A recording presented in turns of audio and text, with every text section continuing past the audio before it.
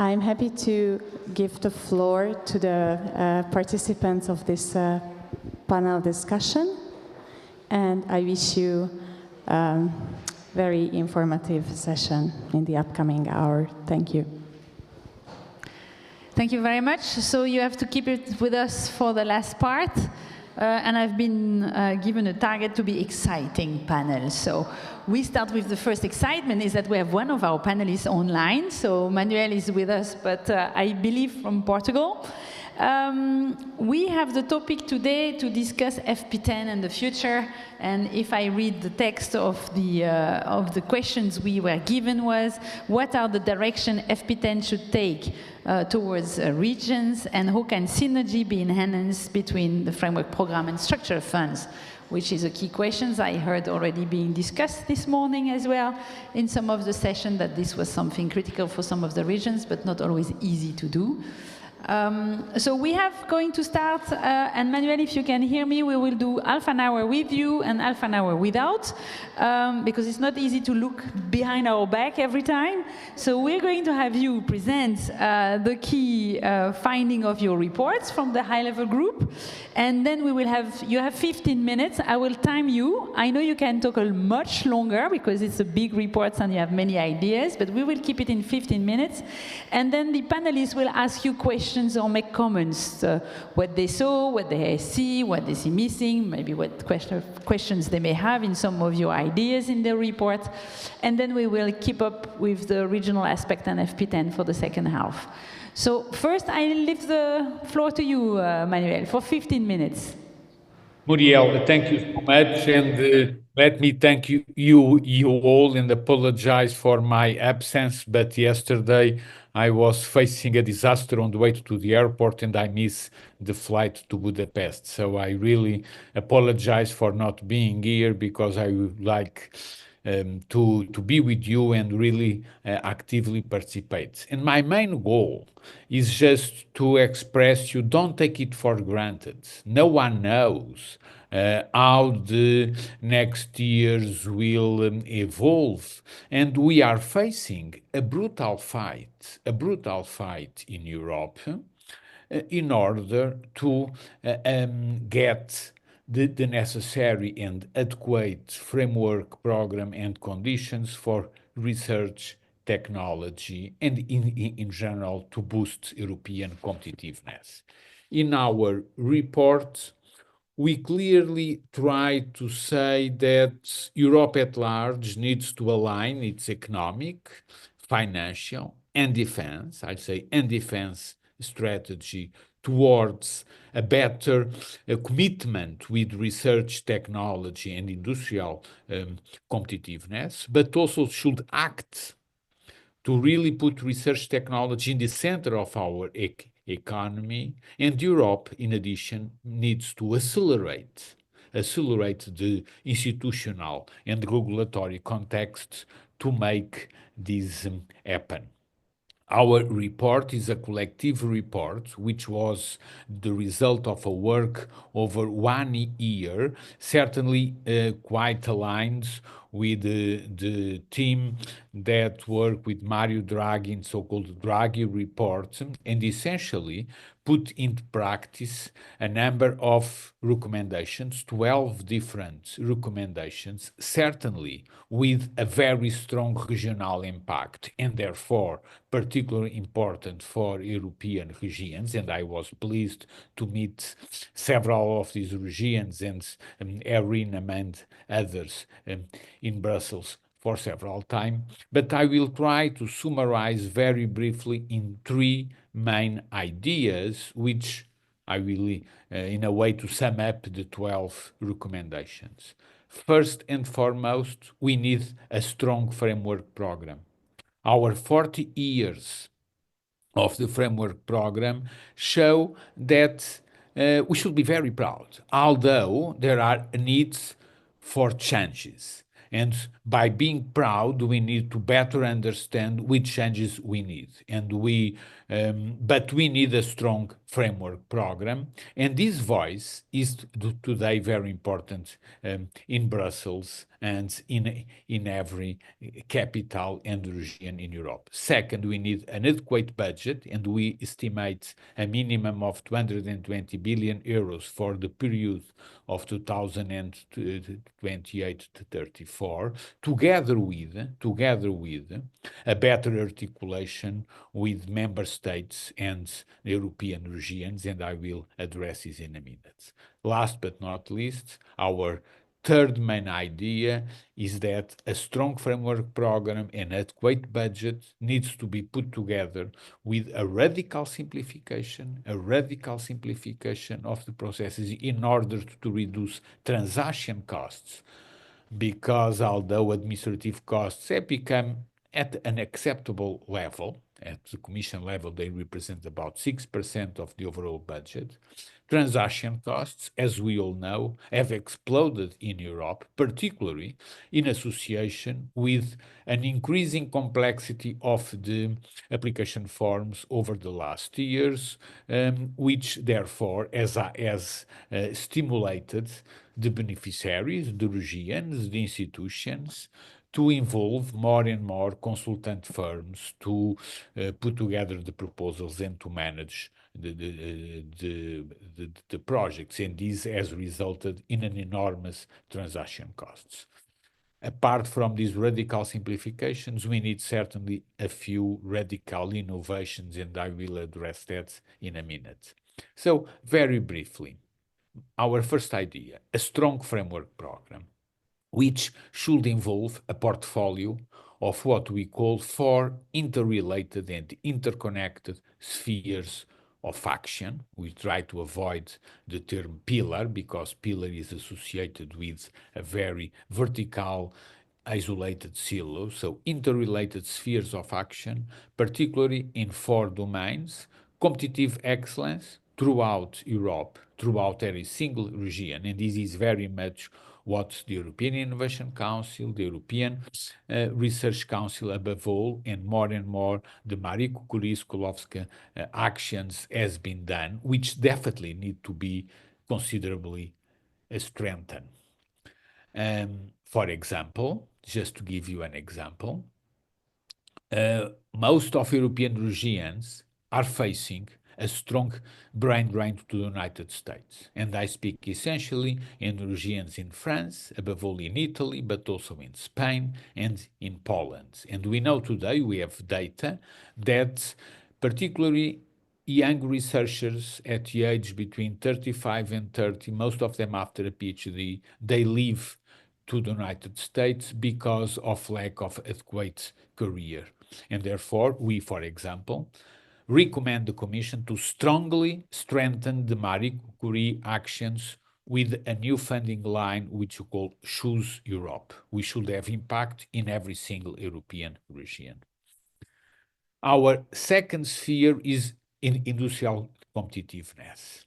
And again, we say that lessons learned from the European Research Council should be applied to the full governance of the program, and therefore we need to definitely build a competitiveness council in order to bring eminent practitioners for many European regions to really govern the program in the way we have learned in Europe to independently govern the European Research Council, and more to have the board of the European Innovation Council in a way which is independent from national and European bureaucracies. Third, an area of societal challenge, because we know every single European region is affected by areas which are not in the markets and therefore cannot be dealt with companies.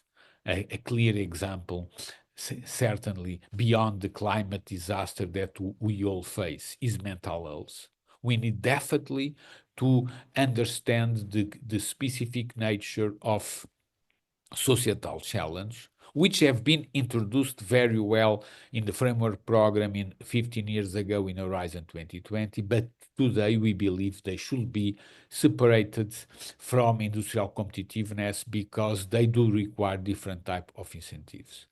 Last but not least, our fourth sphere of action is particularly important for the European regions, which we consider to be the building up of the European research and innovation ecosystem, particularly in terms of the need to strengthen a network of research and technology infrastructures, say two different types of infrastructures for different targets public, but also to strengthen university alliances, which have become particularly critical at the level of European regions. And these four spheres of action should be the basis of a strong framework program, which must have, in our second set of recommendations, an adequate budget together with a better articulation with national and structural funds at regional level to make sure that all high quality proposals are funded. This is because the so-called seals of excellence, which were introduced some 15 years ago in Europe, have not been used. So we have a very large fraction of unfunded proposals in Europe, and which take a lot of time, a lot of dedication, a lot of euros in the preparation, and we are not using this capacity at an adequate level. Last but not least, our third idea is, as I mentioned, on radical simplifications, but also on radical innovations, particularly in three areas which are very important for many European regions. First and foremost, global cooperation, because we are facing a completely different world from 8 or 15 years ago, particularly in association with the rise of Chinese science. And our European scientists in all our regions should collaborate more and better with European and American scientists. At the same time, we understand the issues associated with research security. And we give the example that, for example, apart from the brutal economic fights between the US and China, American scientists have cooperated more and more with Chinese scientists. So cooperation of scientists from all our regions are important. Third is the absolute need to do innovation procurement in Europe. We cannot claim that everything can be funded through research and innovation funds, but we need to scale up more and more the investment in research with innovation procurement in many different regions, and this is very much important for the impact in regions. Just to give you an idea, the figures that we have clearly show, for example, that over the last 5 years, we have been able to create more startups in Europe, particularly because of the strong emphasis of many European regions on entrepreneurship. But those startups which have particularly grown, and for example, those which have become companies with market valuations above 1 billion euros, so-called unicorns, have particularly grown in the United States, not in Europe. So we have attracted youngsters to do research. We have been able to build startups, but we have not been able in Europe to scale up and to really develop good jobs, and therefore most of our most disruptive innovation startups have grown elsewhere, particularly in America, and we have now a strong brain drain together with the declining European science and the economic competitiveness. And therefore, we need to strengthen fundamental research, but at the same time, strengthen very much the scaling up process. And this needs to happen at every single European region. Thank you so much for this very brief introduction. Essentially, I would like to stimulate the debate, and please be prepared for a brutal fight in the years to come at the Parliament, at the Commission, but above all, in the European regions and the European member states. Thank you. Thank you very much, Manuel, for, let's say, summarizing the different recommendations in the report. So much appreciated. Before we go on, I will present the people I have actually with me in the room. So I have Anne Besnier, which is the Vice President of Central Val de Loire, but she is also the rapporteur FP10 for the Committee of the Region. So I'm sure, Anne, you will share with us your take on the report of Manuel and the high-level group. We also have Kern, which is the Director of the EARTO, based in this beautiful city of Budapest.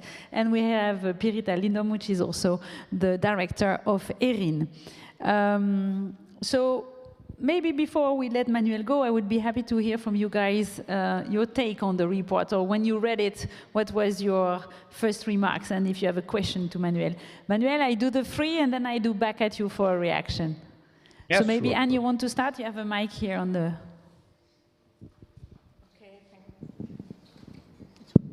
Okay, thank you, Anne.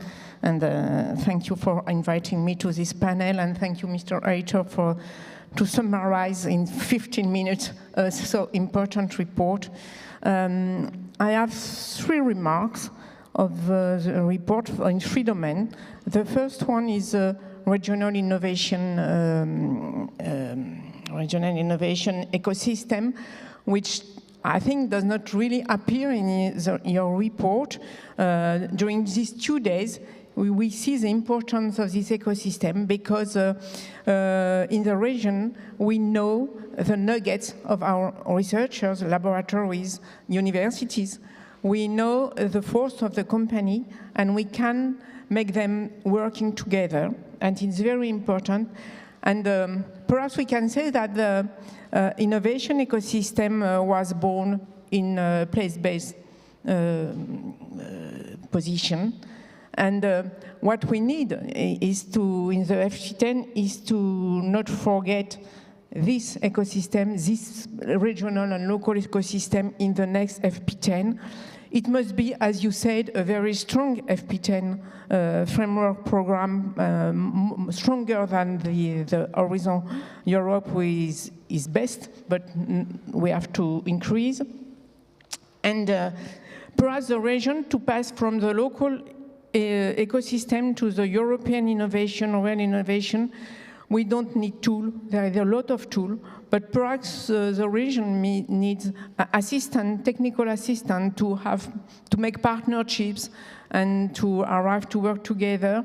We can do transformation and innovation in the market at local and national. We need to work together to do that at the European level. The second point is a smart specialization. I think it does not appear really in your program because it's not a framework program, but it's a very important tool because if regions really use these tools, the smart specialization, and really define their specialization, not a lot of specialization. For big region, it's a lot of specialization. For little region, we have to really choose. And if you really choose, it's easier for all of us to make partnership with region which has the same specialization. And I take the example of my region. We have 5 domains. It's not a lot. We are not a big region, but it's not frozen. We prefer to have a minimized number of domains and to implement new domains if necessary. For example, at the moment, we are working to implement 2 new domains, one about the climate change and the forest, and one about the resources and the material. So it's important to link the smart specialization in the FP10 with the place of the regional. The third one is widening. You speak about widening in your report, but in the FP10 report advice from the Committee of the Region, we have to study that the widening take place at the regional level and not at the national one. Because in one country, which is a widening country, state, you can have big region and little region, and other country which can be considered as more developed countries, we have big region and little region, and we propose to have the widening at the regional level and to use the scoreboard, the Regional Innovation Scoreboard, when you speak this morning. Is the 3 points. And I have another question for you, Mr. Heitor, about the creation of the 2 new councils you propose, the ETIC2 and the ESC2. The more interlocutor they are, difficult cohesion is. So do you think that the 2 new councils can offer new opportunity or can be a difficulty for more cohesion between all in Europe? Thank you, Anne. So a few questions on the place-based regional ecosystem, on the smart specialization and the widening by, let's say, the region and not nation. I think that would be 3 points to pick up later. Manuel, floor is yours, Martin.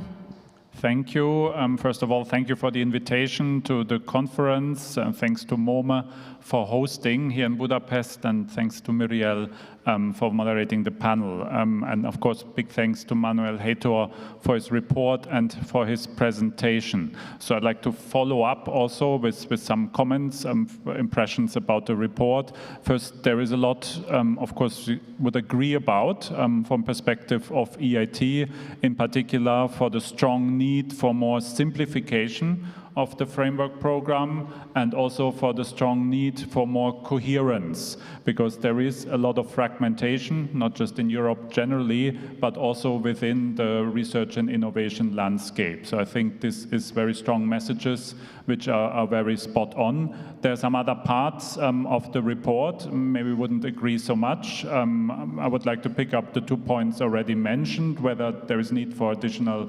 councils, and also whether the widening is sufficiently reflected in the report, because of course the good ideas, the good research are all across Europe. They come everywhere, they come especially in the regions. And what we see from the EIT, where 40% of our budget now goes to widening what we call regional innovation scheme countries, and where actually 60% of the results come from these countries, we feel this must be also a very strong component in the future. So to help the researchers, the businesses, the entrepreneurs with ideas wherever they are. And so this is much needed. And there are 2 other points or questions I would add. One of them is about the report seeming to put a lot of emphasis on the programs that give more punctual support, like the European Innovation Council, giving financial support to companies, like the ERC, Marie-Sklodowska-Curie actions. They give, more smaller projects, individual support, but there is less emphasis on the partnerships. And so my question is, isn't the true European added value of framework programs also in partnerships, in networks, and working together on a large scale at the European level? So this didn't seem to come out, and there is also some, of course, criticism reflected on the EIT, where we missed this factual basis to say, this could be improved, because there are no figures, just seem to be opinions. And then the third element, or third question I would like to add is about skills. So it's also very strongly in the report of Mario Draghi, and it's fine to have strong research, strong innovation, but if we don't have skills, especially on the new technologies, we will not get the companies, we will not get the startups, let alone the future tech unicorns. So that's why at EIT the skills is always closely embedded in research and innovation, and we feel this should also be in the future framework program. My 3 questions. Okay, so the position of EIT and the mono-beneficiary versus collaborative research and skills, also to add to the comments of Anne. So maybe Pirita, you want more? It starts to be a long list, Manuel, for afterwards, so you may have to choose. Pirita, floor is yours. Thank you very much. I will continue very much what the colleagues were saying, but maybe I'll focus on the question on the RNI ecosystems. First of all, thanks a lot, Manuel, for putting quite a bit of an emphasis on the importance of the RNI ecosystems in the report. There's one, the sphere that you were just explaining, that one of the key spheres for the future is really to strengthen the Europe's RNI ecosystem. So that's in one part of the report, but there's also another recommendation specifically looking at the RNI ecosystem. However, then of course the question is, how do you define Europe's RNA ecosystem. And as Anne was highlighting, we unfortunately miss the place-based perspective and the territorial dimension of the RNA ecosystem in the report.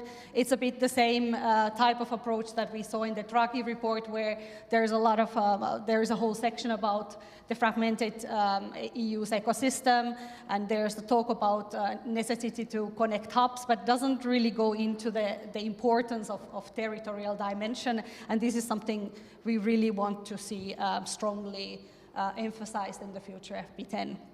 Then going also to a little bit more deeper in this one. I'm focusing on this one because we had a lot of discussions with colleagues who came to me during the conference as well to highlight, because there is this also, at the same time, there is the kind of recommendation that says that the European innovations ecosystem action has not delivered. So a bit the similar comment that you were just making on the EIT side. It's there, but it doesn't really elaborate why. And we have a number of colleagues here in the room that are very supportive of the European innovation ecosystem action. We just had a session on regional innovation valleys, which are partly supported with this initiative, and we have 149 ecosystems that are working on this. So clearly there is quite a bit of strong support for this type of approach. Then I'm not saying that the European innovation ecosystems action is perfect. On the contrary, it's not adequate. The funding is not enough. We need to do much more. But just as a kind of a signal for the future, it's important to rather see what did we learn from this current action, and what can we do better in the next framework program, and also more, let's say, structured, a better framework for supporting place-based innovation ecosystems and their connectivity, because this is essentially what we need to have a more coherent and less fragmented EU's RNA ecosystem. I could talk lengthily about other things, but maybe I'll just focus on the ecosystems here, and we can talk about other things after. Super. Thank you, Pirita. So quite some few questions. I think we are in the WIRE conference, so it's the week of the innovative regions. So I think it's nice that we pick the topic of the regional dimension maybe first, Manuel, and if you want to react to some of the questions on the Kunstziel, the widening, and the rest. So the floor is back to you, Manuel. Thank you so much, and first and foremost for this debate and for the different questions, and I really thank you. I'm missing you not being there, but certainly this is a conversation that will continue at least over the coming 2 years. And again, I will stress that don't take for granted that there will be an FP10. We all need to fight for that, and we need you yourselves, the European regions, to be greatly involved in this process. And again, this will not be an easy process over the years, so we need collective voices towards the impact of research technology and innovation in Europe. Two main considerations. When you see that the report doesn't take seriously place-based innovation, I cannot agree, because innovation occurs always in a time and land scale, but in clearly alignment with the Draghi report, with President von der Leyen political document, Europe Choice, and with Letta report, our emphasis and say a common trend in all these reports is the wake up for Europe to call towards European added value. And again, to remember that the framework program is an excellent and unique tool, but it needs really to be oriented towards European added value by building strong, cohesive, collaborative research and innovation environments which better understand that our competitors are outside Europe, either in China or in the United States.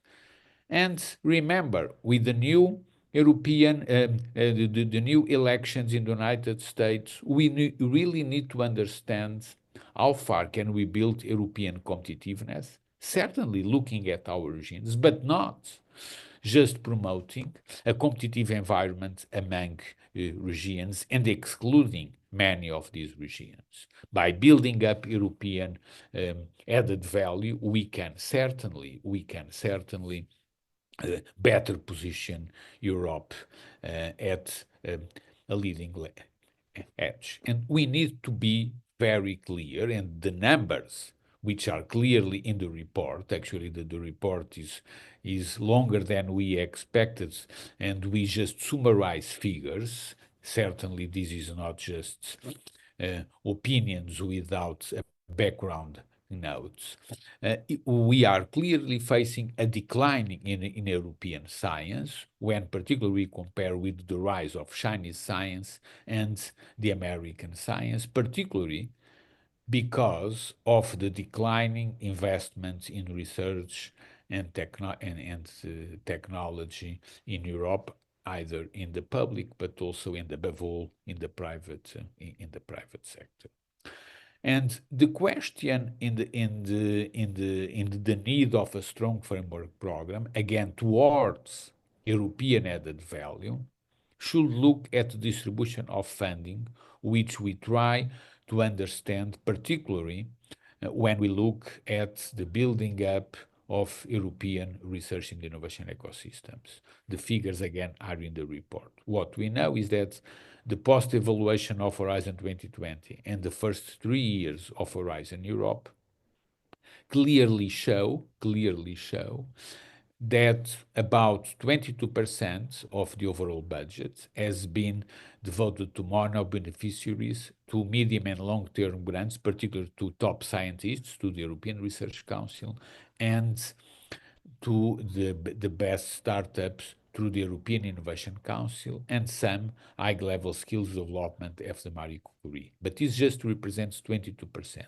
The remaining 78% of the budget, which is a lot of budget, has been distributed in average to consortiums with 11 partners, where each partner receives per year only 127K for periods in average of 3 years.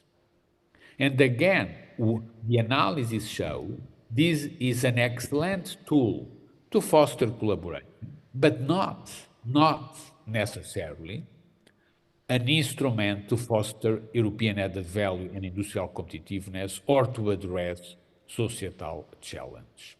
Also, as you've seen, and either the Draghi report mentions it quite a lot, but also our report, many economic analyses over the last few years, and in particular, I call your attention to the report by Fuente et al. In the Bocconi School of Economics in Milano and the Toulouse School of Economics in France, which clearly show, although we may not agree with all their recommendations, they clearly show Manuel, that over the last... I will have to ask you to shorten that. I just close.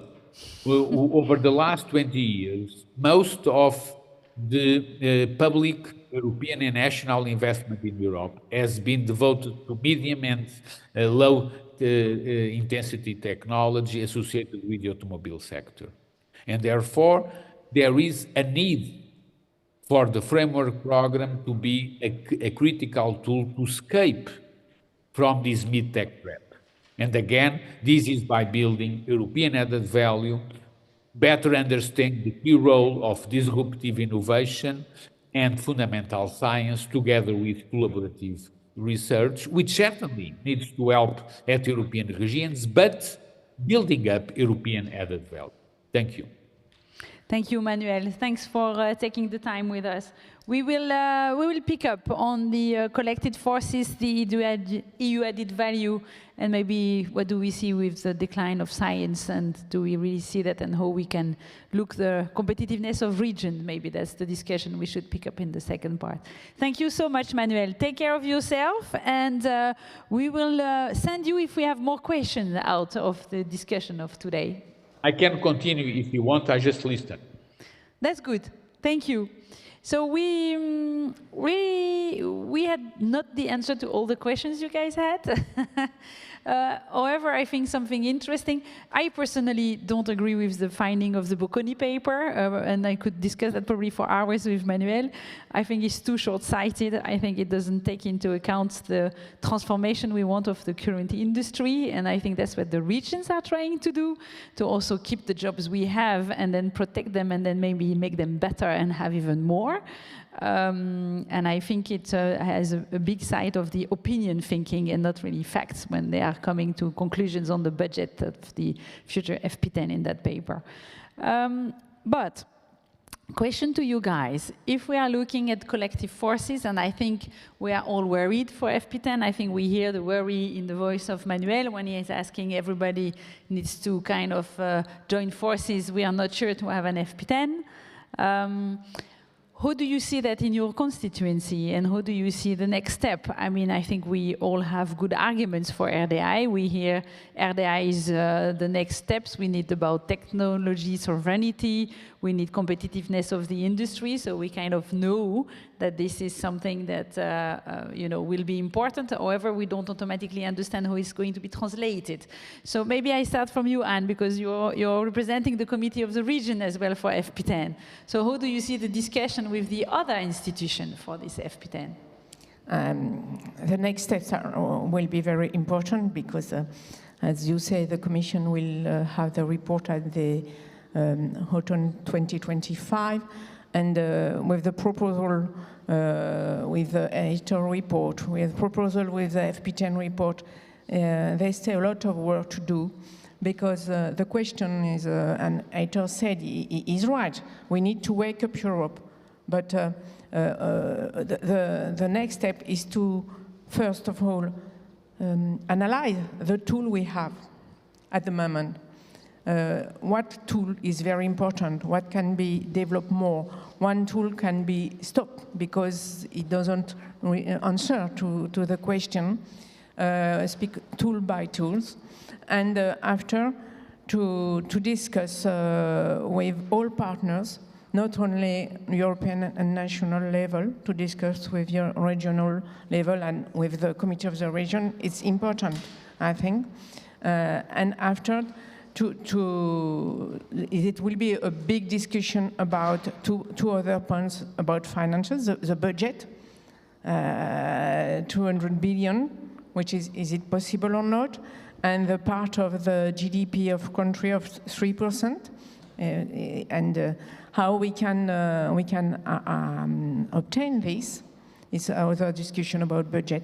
But first of all, is a discussion about tools, what we really want.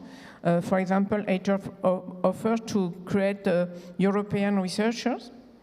How we can do that? It's a good idea, but how we can do that? The researchers come from local and regional. How we can implement this? And the problem of the EIT, but I will let you to speak about that. But I think the proposal in the report is very hard proposal. But no, examine tool, continue to discuss, but with region.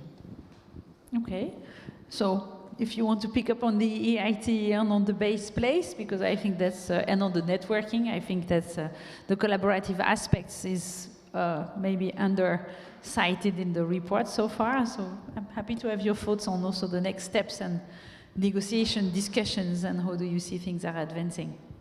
Thank you, and I very much agree with everything that Anne said. And maybe to start at the top level, I'm not sure the language that preparing for the next framework program or next MFF will be a brutal fight is necessarily the good one in Europe. I would hope that such new program, maybe it's naive, is designed based on analysis, evaluation, solid facts, what has delivered, what not, and then obviously do more of what brings us benefits and do less of some others. And as we have already this high-level guidance, especially also the Draghi report, report, the letter report, the political guidelines by the new Commission that should be guiding us on the way forward. So I hope it's one of cooperation and one where we try to do the best European added value that we can have, rather than, look at it as a fight, especially also if we look at the global situation, fighting within Europe may not be what takes us forward.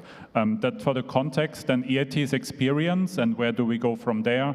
EAT very much is built on a place-based model and having hubs all across Europe. So we have 70 hubs, they're on the ground, they're in the member states, all represented, and they, of course, interconnected, which is where there is the big added value. So it's not just in one country a hub, but it links to all the others. What do? We do 3 things, which I think are the same that the Draghi report calls for. It's to close the skills gap. So EAT has very strong programs for entrepreneurship education, but also for the new technologies. So we trained hundreds and hundreds of thousands to be ready to use the new technologies and put them on the market. That's the second big activity of EIT and its knowledge innovation communities. It's to commercialize innovations, to help to bring all the good science research, which we have plentiful in Europe, to turn it into product services, where unfortunately so far other parts of the world have been doing better. And then certainly to help to create businesses from a very early stage, help students such as those here in MoMA to become entrepreneurs, and then once they start their entrepreneurial journey, to scale up. So these are the 3 activities of each of the innovation communities. And what makes EIT special, and I think that's very interesting for the discussions of the future, is that it over time becomes self-financing. So the first innovation communities we have, climate, energy, digital, they now finance themselves, not anymore part of the EIT funding by the end of the year. And that, of course, is something very attractive, to have this type of leverage. Unusual for EU or public funds, which usually give subsidies, to say you have to have a return and you have to continue even without the money. And we have an example how it can work. So where do we go from here? Our governing board also has ideas, position for FP10. We want to focus and do 2 things. Close the skills gap, because that's where we see is a huge demand, whether it's from enterprises, whether it's in the regions, whether it's locally. If we don't understand the new technologies, if we don't have the skills, obviously the companies will go elsewhere. So to build a strong knowledge base in Europe. And then secondly, to use ecosystems, because we believe these ecosystems, these hubs, this connection, to continue to deliver on these 3 priorities outlined in the Heitor report. So we also sometimes go in too many directions at the EIT. There are also things that work and that don't work, like you mentioned, the European Innovation Ecosystem Program, so the same in the EIT. So we want to do more of what works, scale it up, and leave aside some of the other issues. So that's our contribution going forward. Super, thank you. Maybe Pirita, you want to pick up? So of course, the discussion and with the EIT, which is also a networking instrument.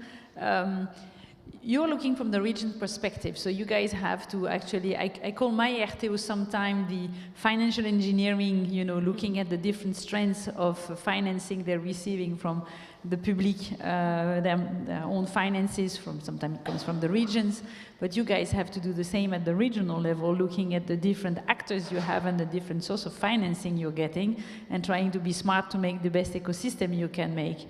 So what helped you? I mean, in the last program, finally, what we had was this innovation ecosystem. I think it was the first time we had something linked to regional development, which was not say, oh, you just have to go to the structural funds. So I'm sure that's why you have also some struggle with this one. What do you see would be the next advances if you're taking FP10? So take out maybe the struggle of the finances, but what would be the best picture you would see on your side? Maybe we take it from the more positive side. What would help the region to manage? Yeah, actually what I wanted to start with was a little bit on the MFF perspective, and maybe then I will jump to the things that we really think are essential, just because Manuel was also highlighting again how essential the FP10 is. So indeed, with the current MFF proposals, we have a lot of uncertainty on one hand on the indirect, so the shared managed funds, so what happens at the member state level, how can we ensure that also in the future there is a strong link to regional innovation in the cohesion side, which we want to see strengthened and not diluted or too centralized, because we still need also, as we heard also during the 2 days, the structural funds do provide some sort of a basis for the regional innovation. So we need to have this shared management dimension there. But then we have on the other side the question on the directly managed funding and maybe putting everything into one pot under competitiveness fund. So a big question there. What is, where does the FP10 sit? And again, of course, from our perspective, how can we make sure that there is a strong support for place-based R&I ecosystems in that new program? So that is just as a kind of a new framework that we have to currently think about. We are, of course, mobilizing colleagues to discuss it and see how we can go forward. Then when we look at the current let's say, Horizon Europe and what we want to see for the FP10. So don't get me wrong, we like the European Innovation Ecosystem Program. I'm saying it's not adequate because it's a small, tiny program in the Horizon Europe. So of course we would like to see much stronger support for R&I ecosystems. So question mark, what can we do there? How can we also link the different instruments? There are a lot of different types of instruments that are supporting this type of ecosystem type of support. So we would like to see a framework, but the framework doesn't need one program. so a bit of a, less of a framework, something a bit more, something structured, but not putting everything into one. And then, of course, I mean, in ERRIN, we've been working a lot on the EU missions. We think mission-oriented approach is important. So this is an area where we have, which is very ecosystem-like as well. There is because the idea in the missions is also to accelerate. So you need to really have a new way of working, the new governance models, and this essentially requires very much of an ecosystem approach. And then, of course, we should not forget the widening and deepening engagement, which is also a priority for us. So these are actually the two ERRIN papers that we have produced this year in our paper series towards the FP10 together with the membership. So these are areas that we've tried to analyze. What did we learn? I don't have time to go to all the details here, but just to say that these are areas that, of course, are important for us and we want to see strengthened, hopefully, in a new FP10 strong, powerful program with a lot of funding. So if we have our wish list and we will all restart rewriting FP10 regulation, probably we have a lot more than what we may hope for. But question to you guys, in the current environment, I mean, we will have the proposal of the MFF coming by the European Commission end of autumn next year sometime. If the college is installed in December, if it starts in December, they take 2 or 3 months to start, then it's 6 months to make a proposal. So let's say September, October, November, something like this, we will get the MFF view, and then you have a whole discussion starting. How do you see the next year coming? What are your expectations? You say, let's not be brutal. I think we all hope it's not getting to that.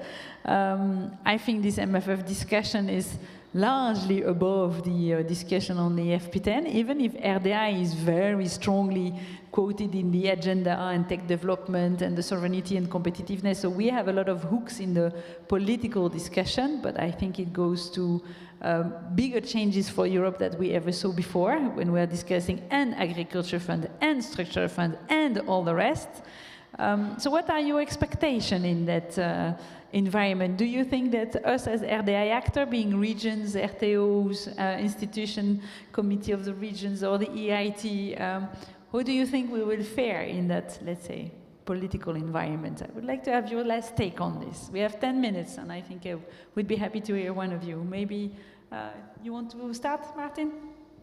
Sure. I mean, expectations don't have the crystal ball, so I maybe say what could be very important and what will maybe be the most difficult part at the European level, but also at the local, regional level. To not just, we talk a lot about which program should be prioritized, should we have more councils, more ERC, more EIC, more widening, but rather look at the societal challenges we want to focus on, because whatever the outcome is, more budget, less budget, more budget for this and that, we will diverse it too much, spread it too thin if we try to have too many priorities covered. So my expectation would be that there is a true debate about where in Europe we want to focus on. Is it the climate change? Is it certain technologies? Is it, driving forward health sector? And then obviously focus all the programs and all the mechanisms that we have, and it can be the structural funds, can be the research innovation, and also at the local, at the regional level, focus on these priorities, because simply we can't do everything with limited funding, and probably neither nationally, nor regionally, nor at European level will we be able to be competitive list leader in all places. So my expectation would be this type of debate taking place first, after new commissions in place with the new parliament, and then with the member states define these priorities and then move to a discussion about efficient, effective delivery. Thank you, Martin. Maybe Pirita? I must confess that I have mixed feelings about this type of discussion on prioritization in this way, because in a way, if we look at the EU funding more broadly and the multi-annual financial framework, this is there to basically to fund and support the EU policies quite largely. So how can we just select some in order to can we just focus on some, because we have some huge challenges that we have to face. So it's a bit of it's a pity if we then decide to let's say choose between transformation or putting a lot of efforts on semiconductors, So I just think that there is we have to find a common narrative for this, and we have to make sure that we are supporting the European values with that. So I'm just a little bit afraid of this discussion. I'm saying it. And then, of course, from the regional perspective, of course, I mean, we also see the smart specialization strategies. They are evolving. We have been talking about regional transformative innovations today, and so we are also going beyond, let's say, if I can say competitiveness. So then now we have to kind of compromise between how do we transform in a way that is also supporting competitiveness. So I think it's a kind of a mindset. So I would like to see it's more of a mindset than selecting just a few spearheads. So that's just a bit of a reaction to this. And not only, it's more of a general discussion that I see happening. So I think it's not evident, and we need to see how we can position ourselves to do this in a good way. Thank you. I think maybe a question for you guys. Just Madame Besnier had to leave because she's missing a plane. As a representative of the Committee of the Regions, if there are questions, we'll be glad to take. Then just join in. You see, this is when we have invited guest panel. I love it. Just stay with us. We have a few minutes. So maybe one question to the Committee of the Region. How do you see because if you're here, then let's take profit. They have spoken quite a bit already. How do you see the preparation for FP10? And the Committee of the Regions is not part of or doesn't have a strong part in the legislative process, right? So how do you see the role between having your report on FP10 and then the next phase? Maybe that's interesting to hear.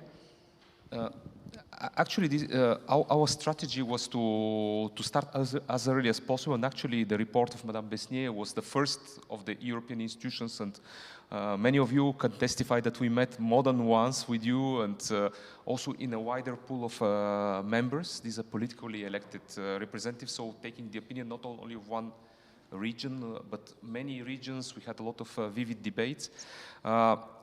Maybe, Muriel, to add up to also to what was missing in our debate, and I agree completely with both of you that we are missing a lot of things, and this bagarre, how to say, the fight at the beginning of such important discussion is not so important.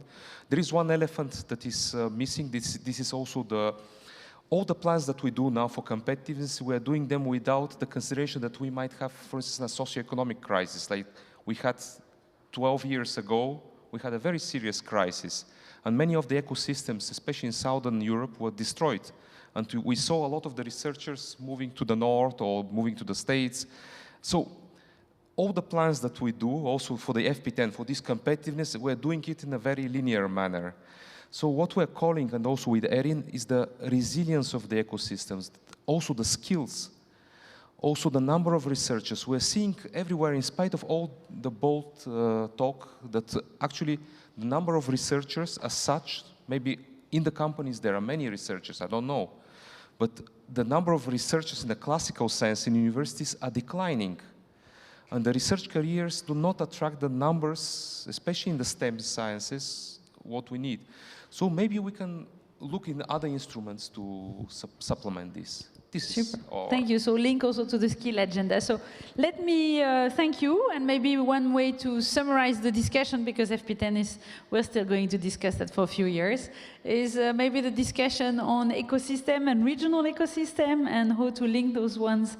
Maybe it's not really in the EARTO report, doesn't mean it's not an important topic to pick up. So I think that's why we also have the WIRE conference. So thank you very much to all of you. Thank you for jumping in for the Committee of the Region as well. Thank you to Manuel, who was connected, and Anne, who is running for a flight. So thanks to all of you. I think a small applause for the panel will be appreciated, and I let to the conference organizer.